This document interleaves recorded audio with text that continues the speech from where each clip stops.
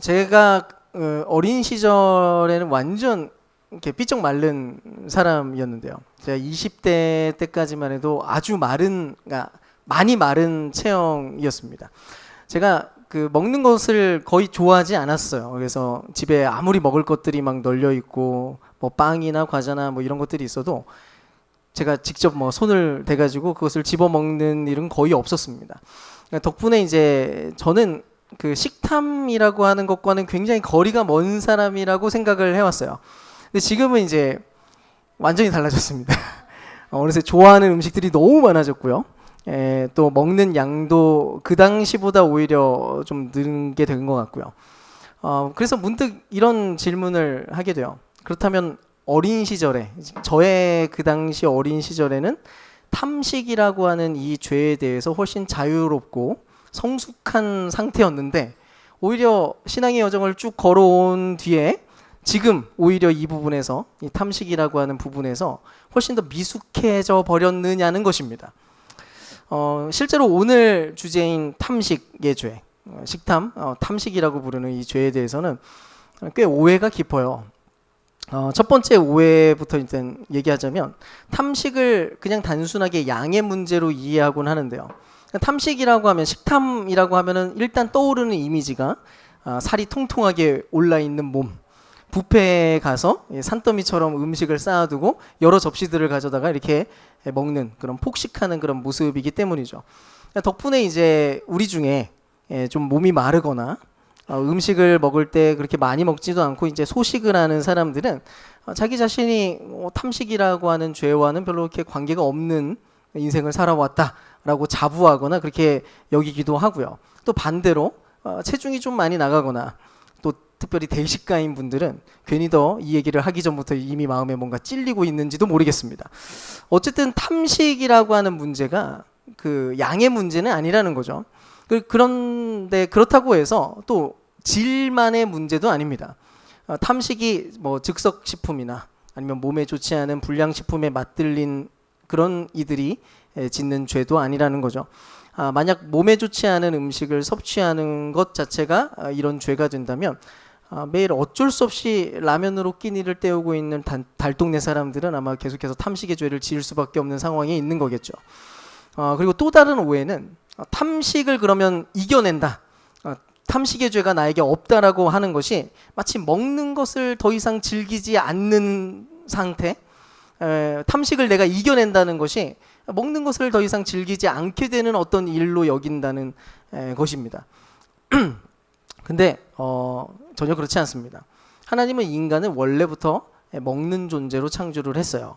심지어 예수님도 먹는 것을 늘 중요하게 생각하셨죠. 그래서 아무리 설교를 길게 하시다가도 거기에 있던 무리들이 배가 고파서 굶주려 있는 모습을 보시면 굉장히 안타까워하셨고, 또 그래서 오병이의 기적까지 베풀어 주시기도 했습니다. 예수님은 어쨌든 음식을 사람들에게 제공하려고 했고요. 또 그분 자체가 음식을 즐기기도 했어요. 죄인들과 늘 식사를 하시고 그 식사의 모습은 마치 잔치하는 모습과도 같았습니다.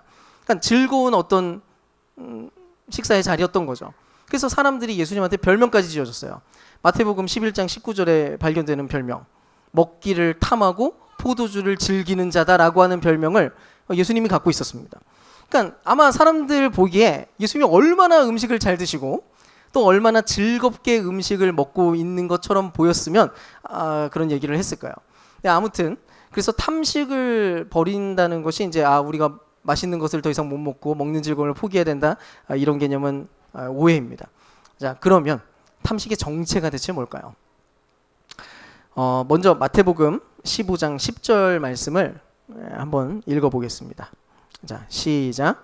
입으로 들어가는 것이 사람을 더럽히는 것이 아니라 입에서 나오는 것, 그것이 사람을 더럽힌다. 아멘. 지금 예수님의 이 이야기는 사람들이 이제 정결 예식 때문에 뭘 먹어야 되고 뭘 먹지 말아야 되는가에 대해서 논쟁하고 있던 상황에서, 그래서 자꾸 뭐 이거 먹는 것 때문에 시비를 걸고 있는 사람들한테 예수님이 했던 말입니다. 이게 무슨 말인가요? 어떤 음식 그 자체가 문제가 아니라 우리 안에 있는 어떤 마음과 동기가 사람을 죄인으로 만든다는 거죠. 그래서 우리가 탐식을 정의를 하자면 이렇게 말할 수가 있어요. 하나님이 허락하신 음식을 원래 목적대로 누리고 즐거워하는 것을 넘어서서 우리가 무언가 왜곡되거나 과장된 음식에 대한 무질서한 욕망이 표출될 때 그것을 탐식이라고 이야기를 합니다. 사실 인간은 배고픔을 느끼기 때문에 먹는 것을 통해서 포만감을 느끼고 기뻐하는 게 정상이에요. 자, 우리는 배고픈 존재예요. 먹고 나서 배부르고 그래서 만족을 느낍니다. 원래 그런 존재예요. 성경을 보면 하나님은 음식을 만든 목적이 있어요. 그분이 우리에게 의도적으로 음식을 만들고 음식을 먹으라고 했거든요. 그게 생존과 건강을 위한 선물로서 음식을 우리에게 주셨습니다. 너무나 분명한 성경적인 음식에 대한 어떤 중요한 목적과 목표예요. 근데 그뿐만이 아니에요. 하나님이 음식을 주실 때 그 음식을 사용하는 방식이 있는데 그 음식을 통해서 사람들이 함께 먹고 마시면서 사랑과 교제의 관계를 맺어가고 함께 서로 나누는 방식으로 그 일들이 이루어지도록 목표하셨다는 것을 보게 됩니다. 실제로 성경 안에 나오는 모든 음식들을 대할 때 그리고 그 음식에 대해서 하나님이 긍정적으로 대할 때마다 그 음식을 통해서 사람들이 함께 교제하고 사랑에 빠지고 함께 나누는 그런 일들이 벌어져요. 근데 어느 순간 원래 그게 음식의 목표인데 음식 자체가 일종의 삶의 목적이 되는 일이 벌어진다는 겁니다. 자, 우리 사회에서는 너무 쉽게 하는 말인데요. 인생 뭐 있나? 다 먹고 살자고 하는 거지. 인생 뭐 있어? 다 먹자고 하는 거지. 사는 게 뭐 있어? 먹는 재미로 사는 거지. 자, 여러분 이 말이 탐식의 죄와 거의 완전히 맞닿아 있는 이야기입니다. 그러니까 음식이라고 하는 것 자체가 내 삶에 아주 중대한 목표와 목적이 되어 있고 음식이 제공해주는 그런 쾌락이 내 감정과 내 기분을 좌지우지하는 어떤 우상처럼 작동하고 있는 형태를 지금 이야기하고 있는 거예요. 그래서 2세기 교부였던 클레멘트가 이런 얘기를 했어요. 어떤 사람들은 먹기 위해 살지만 우리는 살기 위해 먹는다. 좀 띄워주세요. 예. 어떤 사람은 먹기 위해 사는데 우리는 살기 위해 먹는다. 굉장히 단순한 문장인데 이게 탐식의 죄와 건강한 식사와 음식 섭취를 가르는 굉장히 중요한 핵심적인 기준이 됩니다. 어거스틴도 마음에 집중하면서 이런 얘기를 했어요. 현명한 자는 진수성찬을 먹으면서도 탐식의 죄를 짓지 않을 수 있지만 어리석은 자는 형편없는 음식을 먹으면서도 추잡하기 짝이 없는 역겨운 욕망을 드러낸다 라고 얘기를 합니다. 그러니까 만약에 누군가가 떡볶이 한 접시를 먹으면서도 순간의 쾌락을 추구하면서 세상의 스트레스와 시름을 잊으려고 하는 자기 애적인 동기로 그것을 먹는다면 그것이 탐식이 될 수 있다는 거고요. 반대로 안성재 셰프가 운영하는 파인다이닝에서 모수에서 그 레스토랑에서 식사를 하게 되더라도 음식을 주신 하나님께 감사하면서 몸의 필요를 채우기 위해 담담한 태도로 즐거이 먹는다면 그거는 탐식이 아닐 수도 있다는 겁니다. 물론 이런 상황에서 이런 마음을 먹는 게 절대로 쉬운 일은 아니겠지만 말이죠. 자, 재미있는 거는 창세기 3장에 보면 인류 최초의 죄가 탐식과 연관되어 있다는 것을 확인하게 됩니다. 하나님은 에덴 동산에서 수많은 먹을 것들을 주셨어요. 그리고 모든 걸 허용합니다. 자, 여기에 있는 모든 과실과 채소와 나오는 모든 것들을 너는 마음대로 먹어도 돼 라고 얘기했어요. 그야말로 그 에덴 동산에는 부족한 것이 없는 곳이었습니다. 풍요의 동산이었어요. 배부른 곳이었고요. 배고프지 않을 수 있는 곳이었어요. 아담과 하와가 거기서 진짜로 마음껏 먹고 배부를 수 있었습니다. 부족함 없이. 근데 뱀이 하나님이 딱 하나 먹지 말라고 했었던 그 나무의 실과를 주목하게 만듭니다. 선악과였죠. 자, 다른 거 다 먹을 수 있는데 그거 하나 막았었어요. 근데 그거를 주목하게 했더니 갑자기 마음이 바뀌기 시작합니다. 창세기 3장 6절 한번 읽어볼까요? 읽겠습니다. 시작. 여자가 그 나무의 열매를 보니 먹음직도 하고 보암직도 하였다. 그뿐만 아니라 사람을 슬기롭게 할 만큼 탐스럽기도 한 나무였다. 자, 시야가 바뀝니다. 마음이 동기가 바뀌어 있어요. 지금 이 장면이 무질서한 욕망이 그대로 반영된 모습이에요. 이 장면에서 하와는 지금 이 음식을 배고파서 먹는 게 아니었어요. 자, 생존과 건강을 위해 먹는 게 아니었고요. 서로 사랑과 나눔과 진정한 교제가 일어나는 그런 것도 아니었어요. 하나님께 감사함으로 즐거워하기 위해서 먹는 것도 아니었어요. 이거는 순전히 지금 영적인 문제로 지금 번지고 있는 상황이었습니다. 이게 지금 정도를 벗어나서 잉여와 쾌락에 대한 욕망에 사로잡힌 것이고, 무엇보다도 하나님과 그분의 말씀을 잊을 정도로, 하나님의 말씀을 잊어버릴 정도로 먹는 것을 더 사랑하고 더 기뻐하게 된 상황이 벌어진 겁니다. 진짜로 먹고 싶어졌어요. 이유가 달라졌어요. 토마스 아퀴나스가 이 탐식이 어떻게 구체적으로 나타나는지, 자, 이것이 탐식이다라고 하는 5가지 표준을 좀 정해놨는데, 이 기준이 어쩌면 우리에게도 굉장히 좋은 지표가 될 수 있다고 생각이 듭니다. 그 5가지가 뭐냐면 성급하게, 사치스럽게, 과도하게, 탐욕스럽게, 까다롭게요. 차근차근 간단하게 좀 생각을 해볼게요. 먼저 성급하게. 자, 음식에 대한 조급한 욕망을 얘기해요. 음식을 보자마자 마음이 급한 거예요. 빨리 먹고 싶어요. 음식이 나오자마자 감사의 마음이 즉시 떠오르는 게 아니라 감사의 기도는 하지도 않고 허겁지겁 입에 밀어 넣는 겁니다. 너무너무 급해서 눈에 음식만 보이는 거예요. 다른 게 보이지 않아요. 이 음식에 완전히 몰입합니다. 성급하게 거기에 뛰어드는 거죠. 하나님께 대한 감사가 사라져버린 상태인 거고요. 음식을 준비한 사람이나 혹은 그 음식을 함께 먹는 사람과의 어떤 존중과 대화와 교제는 없는 굉장히 무례한 모습을 보여주는 내용이에요.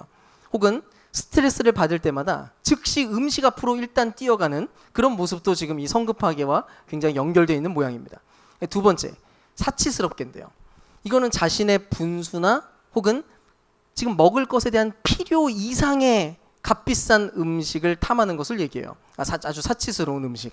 예를 들면 맛집 탐방이 취미가 돼가지고 돈을 버는 족족 맛집을 탐방하는 데에다가 전부 써버린다거나, SNS에서 게시물을 이제 올리고 싶은 과시욕 때문에 비싼 음식을 먹으려고 굳이 오마카세 가고 뭐 이렇게 가지고 이제 사진 찍어서 보여주는 거죠. 자, 그게 사치스럽게고요. 3번째는 과도하게입니다.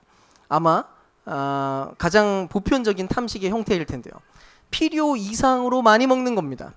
이제 필요 이상으로. 그러니까 충분했는데 그걸 더 넘어가는 거예요. 이미 배가 부른데 쾌락 때문에 이 숟가락을 놓지 못하고 과식하는 그런 모양들. 그리고 4번째는 탐욕스럽게. 키워드, 이 탐욕스럽게라고 하는 키워드는 음식에 대한 욕망이 너무 강렬해서 인간적인 품위를 잃어버릴 정도가 되는 모양을 의미합니다. 그래서 굉장히 개걸스럽게 먹는다거나, 음식을 향해 막 달려가고 다른 사람들을 밀치고 아랑곳하지 않고 접시에 산더미처럼 쌓아갖고 와가지고 또 남기는 굉장히 탐욕스러워 보이는 그런 모든 모습들을 이야기하고 있어요. 그러니까 음식에 대한 욕망이 이성을 더 크게 지배를 해서 이웃에 대한 배려마저도 있게 만드는 그런 모양들인 거죠. 마지막으로 사실 이 부분을 강조하고 싶은데요. 까다롭게라고 하는 키워드인데 어쩌면 우리 시대에 가장 경계해야 되는 모습일 수 있습니다. 사실 앞서서 이야기했던 내용들, 성급하게, 뭐 과도하게 이런 모든 내용들은 딱 봐도 문제가 있어 보이는 형태예요. 딱 봐도 이거는 음식을 너무 과도하게 약간 뭔가 어긋나 있구나라고 하는 것이 느껴지는 그런 모양인데 나름대로 그래서 쉽게 분별이 됩니다. 근데 까다롭게는 오히려 식탐을 절제하는 개념으로 착각할 가능성이 생겨요. 그러니까 까다롭게 음식을 골라서 절제하는 것처럼 느껴지는 거죠. 어쨌든 모양은 이래요. 자기만의 기준이 있는데 그 기준 안에서 음식들을 아주 까다롭게 고르는 것이고요. 기준에 맞지 않으면 불평하거나 혹은 그런 사람들을 비난하는 그런 태도로 나타나게 됩니다. 예를 들면 현대 까다로운 음식 소비자들은 더 좋은 음식을 먹기 위해서 계속 고를 수 있도록 제품은 점점 더 다양해지고 있어요. 이제는 웰빙이 중요해졌거든요. 건강에 대한 정보가 넘칩니다. 유튜브에는 건강에 대한 이야기들이 한가득이고요. 다이어트도 아주 열심히 하고 있어요. 그래서 어떤 음식이 그런 부분에 더 좋은지에 대해서 세세하게 분류되어 있습니다. 그래서 다이어트 콜라, 제로 칼로리, 뭐 유기농, 직거래, 여러 가지 뭐 1등급 뭐 이런 내용들이 라벨에 막 붙여서 막 나오기 시작하는 거예요. 물론 그런 것들을 골라 먹는다고 해서 무조건 나쁘고 그것이 탐식이다 이런 얘기를 하는 게 아닙니다. 문제는 자기 기준에 더 좋은 것을 골라 먹으려고 하는 그 까다로움이, 그 까탈스러움이 자연스럽게 자기애와 자기 만족의 습성을 점점 더 강화시킬 가능성이 매우 높다는 거예요. 자, 이게 위험성입니다. 수많은 먹을거리가 쏟아져 나오는 세상 한가운데서 우리는 아주 크게 의도를 갖고 있지 않더라도 미식가가 될 확률이 높아지고요. 우리 가족은 건강과 장수를 추구하는 그런 가족이 되어 있을 수도 있어요. 근데 이러다 보면 무슨 일이 벌어지냐면 늘 건강 문제에 몰입하게 되어 있고요. 날마다 건강한 음식 이야기에 빠져 있게 될 수 있고, 혹은 더 맛있는 음식 이야기가 내 모든 대화의 주제나 내 모든 생각의 주제거리가 될 가능성이 굉장히 높아지기 시작합니다. 근데 그러다 보면 결국 먹고 마시는 일이 내 인생에서 가장 중요한 영역으로 채워지는 일이 벌어지기 시작해요. 여러분, 아마 인정하기 싫어도 우리는 이미 먹으려고 사는 시대를 살아가고 있어요. 먹기 위해 살아요. 예, 그것이 계속해서 지금 목표가 되어 있어요. 왜냐하면 모든 TV나 SNS나 이 유튜브에 계속 그런 모양들이 나오거든요. 너무 활성화되어 있습니다. 먹방 채널들은 줄어들지 않고 있어요. 사람들이 막 몰려가지고 수많은 시청자들이 그 먹방을 보고 봅니다. 평소에 못 먹던 것들, 그리고 대단한 모습들, 또 우리보다 훨씬 많이 먹는 모습들. SNS 올라가 보면 수많은 음식 사진들이 가득해요. 대부분은 음식 사진이에요. 음식점 가서 일단 찍고 보니까요, 다 먹는 겁니다. 음식이 원래 갖고 있는 목적이 있는데 음식이 갖고 있는 목적을 이미 넘어선 지 오래예요. 그렇게 사용되고 있는 게 너무 분명한 사회를 우리는 지금 살아가고 있다는 겁니다. 그러면 이제 좀 생각해 볼 건 이거예요. 이런 종류의 탐식이라고 하는 죄가 왜 치명적인 7가지 대죄 중에 하나로 분류된 걸까? 이 죄가 왜 하필? 이유는 이거예요. 탐식이 우리의 영적 감각을 마비시키기 때문입니다. 자, 아까 에덴의 죄에 대해서 얘기했잖아요. 하나님의 말씀과 그분보다 먹을 것이 더 즐겁게 여겨지는 거예요. 하나님의 말씀을 잊을 정도로 먹는 게 너무 좋았어요. 그래서 발생했어요. 자, 먹는 즐거움은 여러분 생각보다 훨씬 강력합니다. 우리가 갖고 있는 욕구 중에 식욕이 모든 것을 압도하는 그런 내용이기도 해요. 물론 수면욕 제외하고.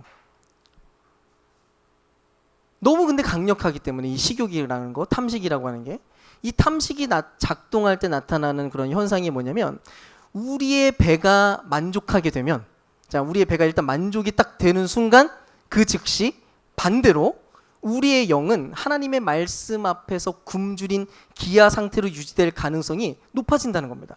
왜냐하면 같은 것처럼 여겨져요. 내 배가 찬 것이 하나님으로 채워진 것과 거의 같은 수준으로 여겨집니다. 그래서 내 배가 채워지고 나면 하나님의 말씀에 대해서는 영적으로 계속해서 기아 상태가 되더라도 우리가 그것을 감지하지 못하는 일이 벌어져요. 우리의 썰매길이 그 방향으로 작동한다는 겁니다. 하여간 음식이 주는 육체적 만족이 너무 대단하고 너무 탁월하기 때문에 아주 손쉽게 영적 갈급함까지 그냥 대체해버리는 일이 벌어진다는 거예요. 정신 안 차리면 순식간에 그렇게 됩니다. 우리는 배부르잖아요? 그럼 하나님을 바라보게 되는 게 아니라 잠이 옵니다. 우리는 맛있게 잘 먹고 영양이 섭취되잖아요? 훨씬 생산적인 일을 향해서 빨리 뛰어가고 싶어져요. 비생산적으로 보이는 하나님과의 만남과 하나님과의 묵상과 그 나라의 일은 생각이 안 납니다. 가급적 이 에너지를 그쪽으로 쓰고 싶어요. 돈 버는 쪽으로. 그래서 얼굴은 살찌고 마음은 굶게 되는 행위가 곧 탐식이라는 것이고요. 오늘 설교의 제목처럼 마음의 살을 얼굴로 돌리고 그냥 만족해버리고 만다는 겁니다. 마음이 살쪄야 되는데 이 살을 그냥 얼굴로 돌리고 나서 그걸로 그냥 충분하다고 여겨버리는 거예요. 여러분, 그래서 탐식은 하나님을 자연스럽게 잊도록 만드는 동시에 다른 모든 죄의 관문이 됩니다. 다른 모든 죄를 계속해서 파생시킬 수밖에 없어요. 이런 내용이라서. 여러분, 그 노아의 홍수 시절을 한번 생각을 해보세요. 당시 하나님께서 심판을 작정했을 때 그때 노아 홍수 시대의 사람들의 삶의 모습을 성경이 묘사를 해요. 근데 그 묘사에는 그들이 지었던 세세한 악과 죄악의 여러 치명적인 그런 목록들을 막 나열하고 있지 않아요. 마태복음 24장 38절은 그냥 이렇게 얘기합니다. 먹고 마시고 장가들고 시집가더니. 이렇게 설명해요. 그 심판 바로 직전에 있었던 사람들을 향한 묘사가 이거예요. 먹고 마시고 장가들고 시집가더니. 이게 뭐가 어때서요? 다 이렇게 살잖아요. 다 이렇게 먹고 마시고 시집가고 장가들고 살고 있는데 뭐가 문제라는 겁니까? 예, 근데 그게 문제라고요. 오직 그것만이 삶의 전부가 되어 있는 상태. 오직 그것만으로 충분하다고 여기고 만족하고 있는 상태. 이 모든 것을 주관하시는 하나님을 완전히 지우고 살아가는 삶의 태도. 그저 먹고 마시고 즐기는 소비의 사이클 한가운데서 그냥 살아가고 있을 때 하나님의 영광을 위해 창조된 내 몸은 더 이상 그런 방향으로 작동하지 못하게 됩니다. 내 존재 목적 자체를 상실하게 된다는 겁니다. 결국 탐식이라고 하는 사실 굉장히 사소해 보이는 이 죄가 모든 죄를 불러일으키고 매우 심각한 나락으로 빠뜨리는 관문이 된다는 거죠. 그렇다면 이 교묘한 탐식의 죄를 우리가 어떻게 상대하면 좋을까요? 자, 이제부터 그러면 소식을 해야겠구나. 맛있는 거는 이제 먹지 말고 맛없는 것들을 먹어야겠네. 이게 아닙니다. 얼마나 다행인가요? 너무 다행이잖아요. 그죠? 실제로 그런 접근으로 하면 우리는 율법주의에 빠지게 됩니다. 탐식의 문제를 그냥 행동 교정하는 방식으로 퉁칠 수는 없어요. 처음 진단한 것처럼 결국 이 모든 것은 마음의 문제예요. 마음의 동기의 문제입니다. 음식을 대하는 모든 마음의 태도의 문제. 그래서 마음의 방향을 바꿀 수 있는 길은 역시 복음에 있어요. 예수님이 공생의 사역을 시작하기 전에 광야에서 40일간 금식을 했습니다. 그때 사탄이 찾아와서 시험을 했죠. 예수님이 40일 동안 굶었기 때문에 너무 배고팠어요. 마귀가 와서 그럽니다. 너 배고프지? 네가 만약 하나님의 아들이라면 네 주변에 있는 이 돌들을 명해서 떡으로 만들어서 먹어. 그러면 너는 배를 채울 수 있어. 그 능력으로 배고프잖아. 그게 뭐가 어때? 그렇게 먹어. 얘기했어요. 그야말로 인간에게 있어서 가장 강력한 식욕을 이 마귀가 건드린 겁니다. 한마디로 자기 자신을 위해 너의 힘을 사용하라고 하는 무질서한 욕망을 표출하라고 하는 유혹이었어요. 음식을 갖다 놓고 그렇게 하라고. 그때 예수님이 대답합니다. 기록되었으되 사람이 떡으로만 사는 것이 아니요 하나님의 입에서 나오는 모든 말씀으로 살 것이라 하였느니라. 그리고 바로 예수님의 이 이야기가 인간의 본질을 꿰뚫는 이야기였어요. 인간의 진정한 생명이 작동하는 방식이 무엇인지를 사람들은 착각합니다. 내 몸에 배를 채우고 내 몸에 에너지를 제공하기만 하면 내 생명이 유지될 거라고 사람들은 생각을 하는데 예수님은 전혀 다른 이해를 가지고 있었어요. 인간의 진정한 생명이 작동하는 방식, 인간 안에 진정한 에너지가 작동하는 방식이 무엇인지. 예수님은 지금 떡이 필요하지 않다고 얘기하지 않습니다. 당연히 떡이 필요하죠. 그래서 떡으로만 살 것이 아니라고 얘기를 해요. 당연히 음식을 먹어야 합니다. 근데 그것만이 아니라는 거예요. 오히려 육적인 음식과 영적인 음식의 균형이 중요하다는 거예요. 이 모든 것은 연결되어 있다는 거예요. 육체적 모든 음식들이 사실은 하늘의 말씀과 연관되어 있다는 거예요. 얼굴의 살을 진짜로 찌우기 위해서는 영적인 살이 필요하다는 겁니다. 얼굴의 살을 찌우기 위해서 영의 살을 희생시켜서는 안 된다고 얘기하고 있는 겁니다. 오히려 하나님의 말씀이 음식을 창조했다는 사실을 계속해서 기억하라는 거예요. 말씀은 하늘로부터 온다. 아니, 음식이 사실은 하늘로부터 온다. 아담과 하와는 하나님의 말씀보다 음식을 더 중요하게 여겨서 망했는데 예수님은 하나님의 말씀을 더 중요하게 여기고 승리를 하셨다는 거예요. 근데 주님은 한 걸음 더 나갑니다. 요한복음 6장 35절 말씀 한번 읽어볼까요? 같이 한번 읽겠습니다. 시작. 예수께서 그들에게 말씀하셨다. 내가 생명의 빵이다. 내게로 오는 사람은 결코 줄이지 않을 것이요 나를 믿는 사람은 다시는 목마르지 않을 것이다. 아멘. 나를 먹으면 돼. 이렇게 얘기합니다. 너희가 진짜로 먹어야 될 음식이 무엇인지를 우리가 진짜로 갈급하게 소망해야 되는 음식이 무엇인지를 예수님이 보여주십니다. 여러분, 우리는 어쩌면 마음이 힘들고 어려울 때마다 자꾸 뭔가를 지금 먹으려고 하고 있을지도 모릅니다. 맛있는 빵을 사 먹고 그 빵의 위로를 받고 매운 떡볶이를 사 먹고 스트레스를 풀고 더 건강한 음식을 섭취하려고 시도하면서 마음의 안정감을 갖고, 근데 건강에 대한 불안의 모든 요소들을 건강한 음식에서 찾기 시작합니다. 왜요? 하나님으로 채워야 될 빈 공간을 썩어 없어질 양식으로도 얼마든지 채울 수 있다고 착각하니까요. 근데 주님이 말합니다. 우리의 깊은 절망과 그리고 사실 우리 안에 있는 그 깊은 갈망, 그 깊은 허기를 채울 수 있는 분은 오직 예수뿐이라는 겁니다. 그래서 주님은 자신의 몸을 찢어서 우리에게 생명의 양식으로 나눠줬어요. 우리가 예수를 인격적으로 만나고 그분의 말씀을 진지하게 듣고 반응하고 누리기 시작할 때 그제서야 우리는 음식을 올바르게 대할 수 있게 되는 겁니다. 이미 말했던 것처럼 탐식은 덜 먹기 위한 싸움도 아니고요. 맛없게 먹기 위한 싸움도 아닙니다. 오히려 예수 그리스도를 더 많이 가득 채우기 위한 싸움이에요. 탐식과 싸운다는 것은 그런 겁니다. 음식 때문에 예수로 채우는 일이 부족해지지 않도록 하는 거예요. 그게 전부입니다. 내 영혼이 예수님으로 주님으로 만족하고 기뻐하게 될 때 그제서야 우리는 음식으로부터 자유로워질 수 있습니다. 무엇을 먹어도 괜찮은 존재가 됩니다. 근데 그게 아니잖아요. 내가 굶주려 있고 영으로 굶주려 있는 상태에 있어서는 여러분이 무슨 음식을 먹든 탐식에 빠질 수 있다는 겁니다. 혀 끝에서 오는 쾌락으로 사는 게 아니라 주님이 주시는 진정한 평안과 기쁨으로 지배될 때 그제서야 음식을 올바르게 대할 수 있고 모든 음식들을 제대로 즐길 수 있고 제대로 기뻐하고 제대로 감격하며 살아갈 수 있다는 거죠. 그러면 이제 이 복음의 원리를 구체적으로 적용하고 훈련할 필요가 있는데 세 가지 훈련을 제안합니다. 첫 번째 훈련은 감사로 조율하기예요. 탐욕적인 갈망을 해독할 수 있는 가장 탁월한 해독제는 단연 감사입니다.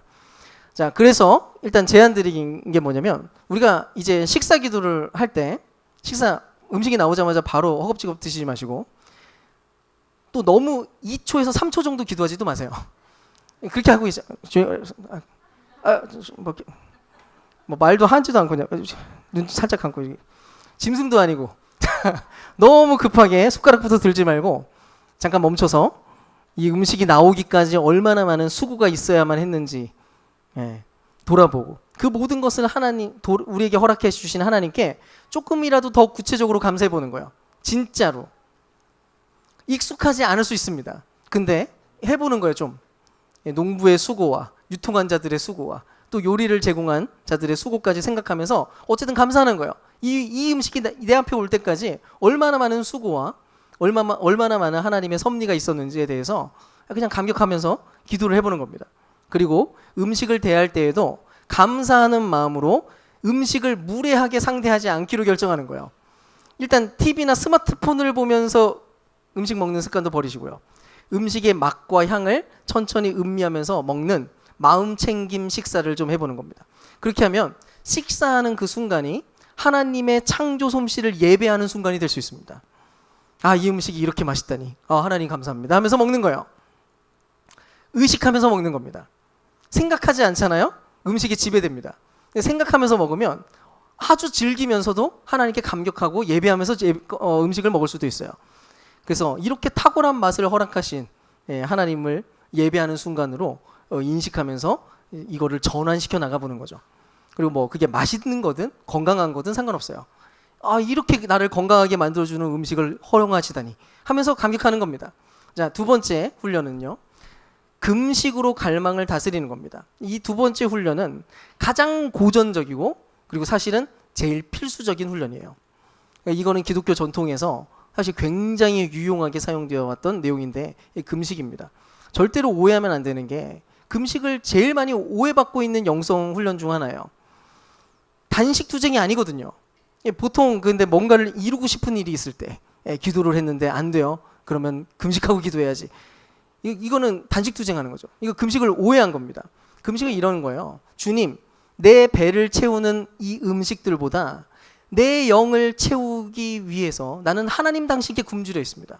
내가 하나님 당신으로 나를 채우기 전까지는 이 음식을 먹지 않겠습니다. 이거예요. 하나님, 나는 이 음식이 나를 채우는 것을 더 이상 음식이 하나님을 대체하고 있는 것을 더 이상 두고 보지 않겠습니다.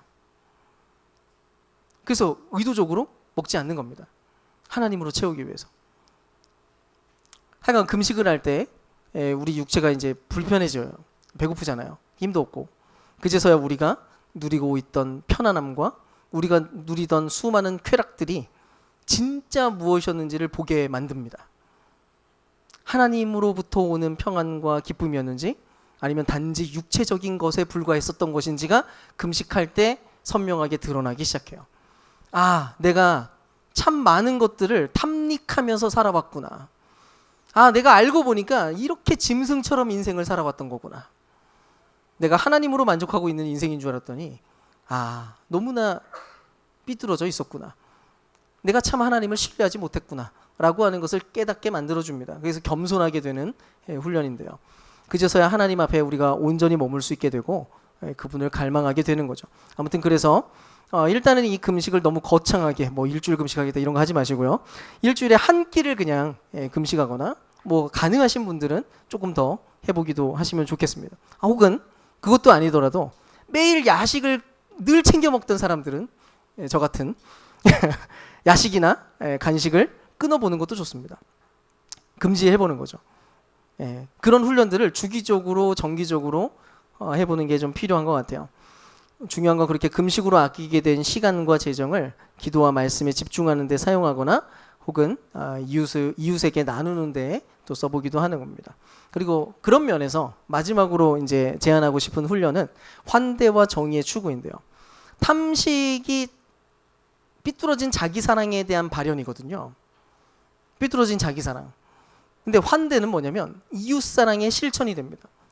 원래 음식의 진정한 의도였던 사랑과 관계와 회복과 나눔에 대한 개념으로 이거를 전환시켜 나가는 거예요.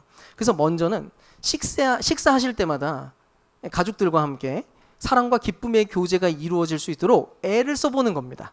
그냥 같이 밥 먹으라는 얘기 수준이 아니고요. 식사할 때마다 음식에만 너무 과도하게 집중하는 것도 아니고요. 또 각자 스마트폰을 보면서 뭐 이렇게 식사를 하거나 이런 것도 하지 마시고요. 굳이 그 시간에 막 잔소리를 하시거나 불편한 대화를 나누지도 않는 겁니다. 그 시간에는 즐겁게 교제하고 사랑하는 거예요. 사랑과 관심과 기쁨의 대화를 하기 위해서 의도적으로 입을 이렇게 훈련하는 거죠.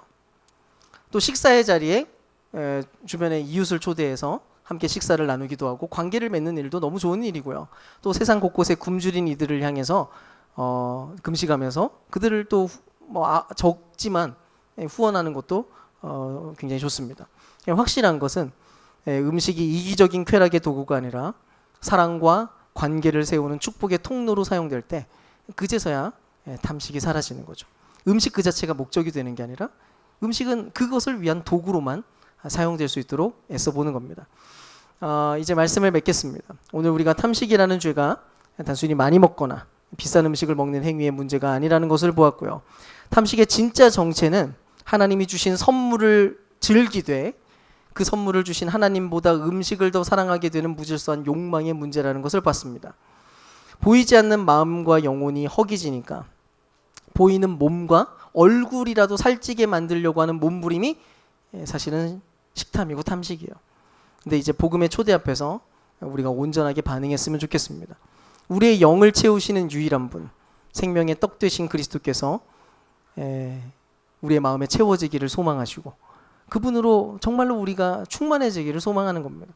그제서야 우리가 음식 앞에서 자유로워지고 제대로 음식을 즐길 수 있게 될 거예요. 그래서 음식으로 부어오른 얼굴이 아니라 참된 만족과 감사로 빛난 얼굴이 되는 그런 방향을 우리가 추구하는 거죠. 부디 이번 한 주간 우리가 함께 훈련에 잘 참여해 봤으면 좋겠습니다. 조급함 대신에 감사로 음식을 대해 보시고 채우려는 욕망들을 금식으로 조금씩 다스려 보시고 그 시간과 재물로 또 환대 그리고 정의를 또 가족과의 진정한 사랑을 또 한번 추구해 보는 거죠. 그래서 우리의 먹고 마시는 모든 일들이 하나님의 영광을 위한 일이 되는 그런 모습으로 발견되는 저와 여러분 될 수 있기를 주님의 이름으로 축원드립니다.